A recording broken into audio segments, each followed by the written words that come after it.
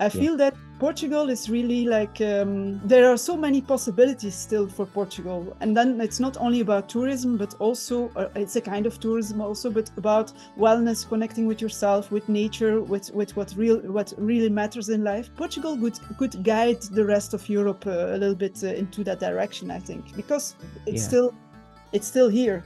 I am Vos. I'm from Ghent in Belgium, and I've been calling Portugal home since 2012. I consider myself an embedded foreigner here, and I live part-time in Lisbon and part-time at the countryside.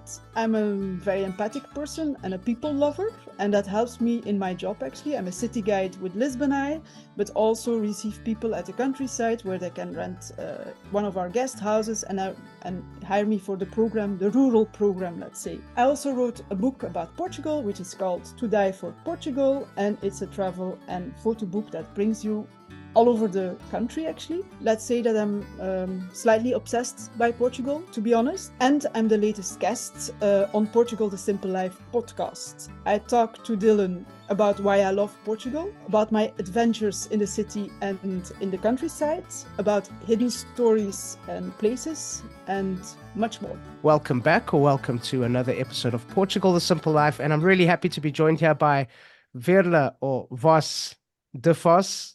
Vos, thank you for being on the podcast. How are you? Hello, Dylan. Nice to meet again. Yes, I'm nice fine. to speak to you. Sun is shining. It's January, and still temperatures are very nice. I'm happy. Yeah, we are recording this in January, and it's the weather's been amazing. We're so lucky. Yes, we are. Yeah. So, Vos, why don't you start off telling us a little bit about you? Yeah, sure. My name is Veerle de Vos, but everybody calls me Fox, which is, or Vos, Fox in English, which is easier to pronounce. I'm originally from Ghent in Belgium, and I moved to Portugal back in 2012. My friends then asked me, why Lisbon? Because I moved to Lisbon. Almost in disbelief, because back then, Lisbon and Portugal, entire Portugal actually, was in a crisis, if you remember. People were going to the streets because they lost their jobs. There were the retirements were topped. Young, ambitious people who were not from a rich family, they would leave the country for a better future. The buildings in Lisbon and in Porto, they were like abandoned, crumbling even. That was the situation. Back then, I was a journalist for an international magazine on design, art, and architecture.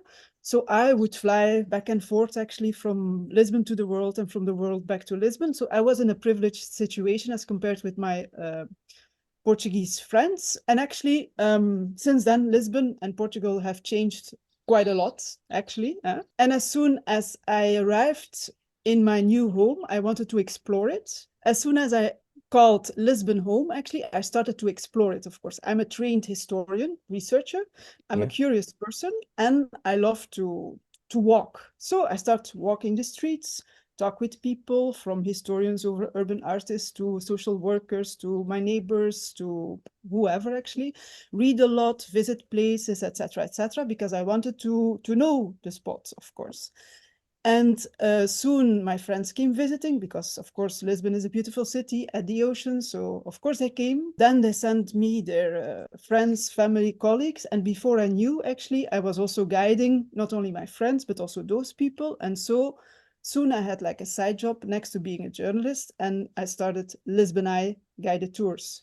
And now today I'm still doing this, actually. And I have several tours. We can talk about it later on if you like. We organize also kind of rural safaris here. So we put people in the back of a four-wheel drive and we drive through all those hills looking for wild animals, but also the flock of 120 cows that are free grazing in those hills to see nature, the trees, etc., etc. But I mean, tell us about that first coming here and those things that you experienced and saw that made you know that this is where you wanted to live. Oh, well, I had been coming here before I moved here, of course, for work mostly. So I was introduced to all the best things in the country, actually. Still, I didn't fall in love immediately and I didn't think of moving. But then I made a book about the Portuguese immigrants in Brussels. Okay. who are quite many actually. Yes. And they come from the north, but also from the Alentejo. And together with a fellow historian and our photographer, who was also a translator, actually, because we didn't speak a word of Portuguese back then, we had to do interviews during 3 weeks a month in the Alentejo. And the people were so sweet and welcoming, so fantastic to us, that all of a sudden I had epiphany, like, this is home. So before it was like for work and pleasure, and all of a sudden I thought like I could live here. And then it was easily decided, actually, only a month or two later, I put my books, my clothes, my high heels, my computer in the car. I asked a friend to join me, and 3 days later, I arrived in an old city palace in Alfama. Worst Wow. places to start your journey in Lisbon, eh? And I have lived there for 3 years. So it's the people of the Alentejo who called me in, who made me decide to move to Portugal. Okay, Yeah. so just a quick question. You actually lie down for those photos. You lie down in... I should explain, maybe, yes. So Yeah. the book is called To Die For Portugal, because I think the country is so beautiful. It's really to die for. So Yeah. that's what I'm doing in every picture. I drop that in every picture, in awe of so much beauty, actually. Yeah. So at beaches, in front of monuments, places with amazing history. This is at the source of the Zezere in the north, in Serra da Estrela, for instance, during wintertime in a summer dress, just for the record. So I wrote the book, I made a selection of the places, I did all the research, but I also happened to be then the model who dropped that. That was the first time in my life, actually. And also it was, for sure, when I did it in public spaces with people around, it was also a kind of performance art. Yeah. Actually, yes. And I can recommend the perspective, the position. When you look at a spot from that perspective, it's different from when you are sitting or standing. Look. Yeah. It was great fun to make it, actually. So yes, that's why it's called To Die For Portugal. Looking for a home in Portugal? This break in Portugal, the Simple Life podcast, is brought to you by Dylan and his team of certified realtors at Portugal Realty. Portugal Realty offers the exclusive Simple Life Homebuyer Program. Visit portugalrealty.com today and book your free call to find out more. Welcome to the Simple Life. For you, what were you trying to show people through this book? What were you trying to show them about Portugal, Vos? Actually, that this is a country that has so much hidden, unknown beauty. This is a country, because of the people, of course, it doesn't boast, it doesn't promote itself like many other countries or people, cultures. So, of course, many things are known. They exist since so many years, and they're probably already in guides and stuff like that, even when I arrived and when you arrived in Portugal. But still, it's not well known. So when you travel through the country, you have the feeling that around every corner you can discover something. And often it's the case. You go to a little village and you discover a workshop of a lady who makes basketry since 3 generations, and who does this in a way that is like fantastic. It's a gem. So that kind of things you can still discover. So because Portugal is so introverted, let's say, introvert, Yeah. you can still have the feeling that you are a discoverer, which is a very pleasant feeling in a world and a time that everything is already known and everything is prepared for you, and they take you by the hand to show you things. So you can still do things on your own, and you have the feeling that you're an active discoverer. That's very cool. For me, at least, I love this. I feel that Portugal is really like... there are so many possibilities still for Portugal, and then it's not only about tourism, but also it's a kind of tourism also, but about wellness, connecting with yourself, with nature, with what really matters in life. Portugal could guide the rest of Europe a little bit into that direction, I think, because it's still here. It's always been important for me to appreciate those real traditional Portuguese parts of Portugal, because I think, like you said, you've got all these foreigners here and that are coming and more.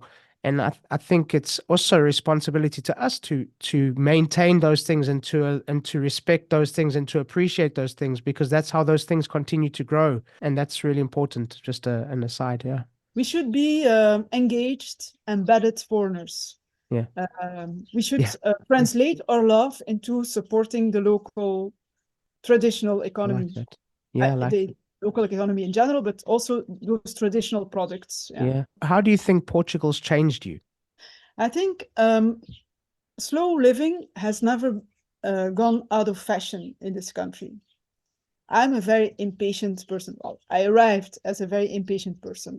But of course, you can't change society if everybody is like that. So society changes you. So I became a much calmer, more relaxed person who I'm becoming a little bit Portuguese, and that is really, really good for me. So the rat race, work-life balance became much better for me, actually, because I'm inspired by the Portuguese. Yeah, the slow living. Vos, what's one thing that you would like people to remember and take away from our conversation? One thing. That there is so much still to discover here. That you can get in touch with things that you don't know or that you didn't know that they existed, and that you can do that on your own. But you can also get in touch with me, and I will be happy to share my enthusiasm and my knowledge with you. Thank you so much. First, a question that we ask all of our guests: Portugal, the simple life. Why? As outsiders, we arrive with a fresh view. Well, that's in every country like that. Sometimes I meet people who just arrived in Ghent, my home country, my home city, and who tell me things that I think like, hey, yes, that's actually a fact what you were saying, but I never saw it. So we see different things. We think that some things are weird or funny or meaningful, inspiring. And so by listening to each other, we can actually learn a lot about this country, different perspectives. It's a very rich thing. It's a conversation. I love conversation. Portuguese, by the way, are really good at conversation. That's also what I love about them. You're at the bus stop and an old lady starts to talk with you about whatever. Everything. And in the end, you have an existential conversation often. Or in queue or at a restaurant, people offer you to taste their meal if you look too long at what they just ordered. That kind of things. Portuguese are not afraid of the stranger. They're rather curious. So that's a beautiful starting point for a conversation and maybe the beginning of a beautiful friendship. So promise. Nice. I love that. Vos, thank you so much. This has been a wonderful conversation. Thank you. Thank you. Very nice to talk with you. And I'm going to let you call it. That's a wrap. So thank you once again to our guests, and thank you to all of you for listening. Please subscribe, share with your friends, give us a thumbs up, and please leave a comment or a review. We always love to hear from you. Don't forget, Portugal the Simple Life also has a magazine, so download it. It's for free. We'll be back next week with a brand new episode. And as we say in Portugal, sejas bem-vindo. Welcome to the Simple Life.